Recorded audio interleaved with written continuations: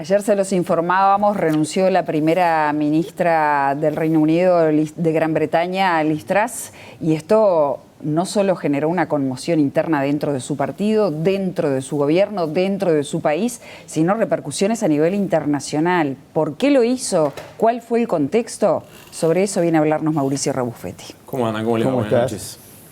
Muy bien. Contanos. Arrancamos con lo que pasó. ¿Cómo se explica esto? Por lo menos, ¿cómo se explica esta decisión de esta mujer que duró 44 días en el cargo? Duró 44 días en el cargo, pero además ayer dijo que no renunciaba y 10 minutos después renunció. Entonces es un tema complejo de entender, pero fácil de explicar. Porque en definitiva lo que ocurrió con Liz Truss, una mujer de 47 años que tenía experiencia política, experiencia de gobierno, y que fue la primer ministro que duró menos tiempo en el cargo en la historia del Reino Unido, 44 días apenas. Se explica porque esencialmente el 23 de septiembre presentó un proyecto de modificación presupuestal que implicaba recortes de impuestos y una serie, ahí la vemos saliendo de la residencia oficial en imágenes del 10 de Downing Street, ese lugar tan emblemático para los gobiernos británicos. Ahí la vemos cuando anuncia su renuncia. Pero decíamos, anunció recortes de impuestos, anunció subsidios para ayudar a los británicos a enfrentar el alza de los precios de la energía. Lo que pasa es que lo hizo de una forma bastante poco sólida, digamos, porque no explicó cómo iba a financiar estas ideas, estas decisiones. Eso supuso en poco tiempo la salida del ministro de Finanzas, que ella misma había nombrado, perdió pie dentro del Partido Conservador y además, cuando retira la decisión de hacer estas modificaciones, estos recortes de impuestos, estos subsidios a la energía, también pierde pie entre los británicos que al día de ayer eran 1 de cada 10 que apoyaban su gestión, 1 de cada 5 conservadores. En definitiva, perdió pie hacia adentro del Partido Conservador, perdió pie hacia afuera y bueno, termina en definitiva su mandato muy rápido. Recordemos que ella reemplazó a Boris Johnson, que también renunció, en este caso en medio de un escándalo de otro tipo, ¿no? En medio del escándalo de las fiestas que se desarrollaron en ese lugar, en Downing Street, durante las restricciones de la pandemia. En el caso de Johnson fue un eufemismo lo de renunció, ¿no? Bueno, fue un eufemismo. Lo hicieron renunciar. Fue un eufemismo, sí, exactamente. Claro. De alguna manera lo invitaron a retirarse. Bueno, siempre es un tema de apoyos políticos, como con esta con Truss. Ya vamos a ir a quién puede reemplazarla a ella, ¿no? Tienen que negociar muy rápido los conservadores. Pero queríamos ver por qué Reino Unido tiene un peso internacional importante. ¿Los socios de Occidente cómo están viendo esta crisis? Bueno, Estados Unidos, que es el principal socio del Reino Unido, le dio su apoyo básicamente al Reino Unido, es decir, con quien venga van a trabajar, van a seguir con su relación histórica.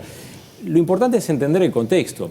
Recién Eugenia decía, asume una nueva primer ministro en Italia, hace poco que hay un canciller en Alemania, ahora hay una incertidumbre importante e inestabilidad política y económica en el Reino Unido, en un contexto de guerra que necesita a Europa unida porque Europa se está enfrentando de manera conjunta y por más que el Reino Unido haya protagonizado el Brexit, vamos a seguir pensando en el viejo continente en vez de decir Europa, forma parte de los países que pueden verse afectados por esta crisis energética.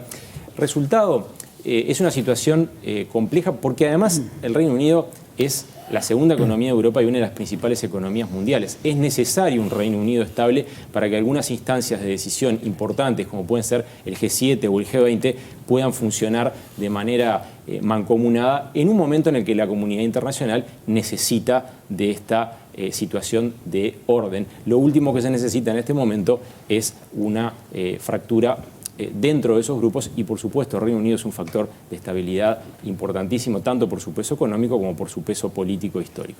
Bien, ¿y cómo es ahora el proceso para elegir un nuevo ministro, una nueva primera ministra y quiénes son los candidatos posibles?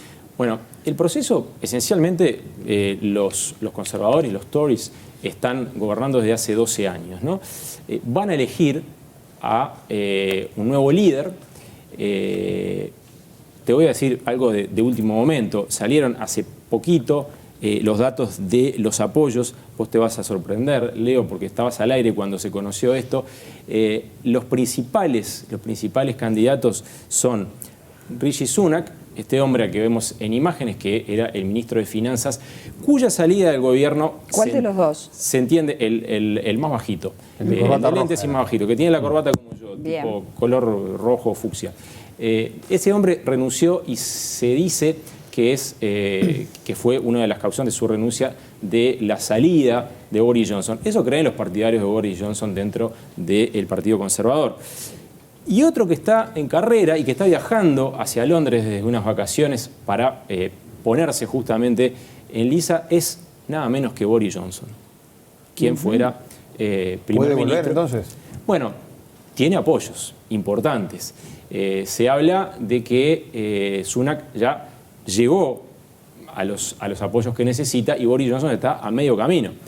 La verdad, sería sorprendente para algunos que Johnson volviera al poder después de cómo salió, después de eso que vos decías, Gaby, le pidieron gentilmente que se retire, bueno, terminó yéndose por presiones. La verdad es que hoy quien encabeza esta lista es el exministro de Finanzas, Rishi Sunak, que es un hombre partidario del orden fiscal, de la ortodoxia fiscal, como dicen algunos, y que en este momento le daría bastante tranquilidad a los mercados y probablemente al Partido Conservador. Veremos cómo se desarrolla. Quien sea electo líder del Partido Conservador termina siendo, en definitiva, el próximo primer ministro. Se plantea la posibilidad de que haya, por parte de la oposición, por parte del laborismo, de los laboristas, que haya elecciones generales antes. Eso es lo que ellos están pidiendo. ¿Por qué? Porque van primeros en las encuestas, porque los conservadores han perdido pie. La verdad es que, como decía un editor de política de la BBC, cualquiera que sea electo primer ministro en una democracia parlamentaria como la británica, mientras logre mayoría en la Cámara de los Comunes, puede llegar al final de la legislatura, y eso ocurriría a fines del 2024. Así que ese es el proceso, eso es lo que hay que esperar. El reemplazo de esta mujer, repito, de 47 años, que fue la primer ministro más efímera del Reino Unido, se conocerá probablemente el nombre de esa persona en los próximos 7 a 10 días. ¿Y podría darse un escenario de elecciones generales anticipadas donde compitan conservadores y laboristas, Mauricio? Yo creo que no, porque los conservadores no han dado ninguna señal de querer abandonar el poder, mejor dicho, de arriesgarse a abandonar el poder. Más bien, lo que van a pretender es surcir y poder consolidarse nuevamente de cara a lo que serán, sí, en su momento, elecciones generales en el Reino Unido. Hoy ese escenario no está planteado. Bueno, así que todo indica que la negociación va a ser para que haya un reemplazo de Truss. Exactamente. ¿Está bien? Exactamente. Truss, que como anécdota fue la última primer ministro en ser investida por la reina Isabel y la primera que habló con el rey Carlos.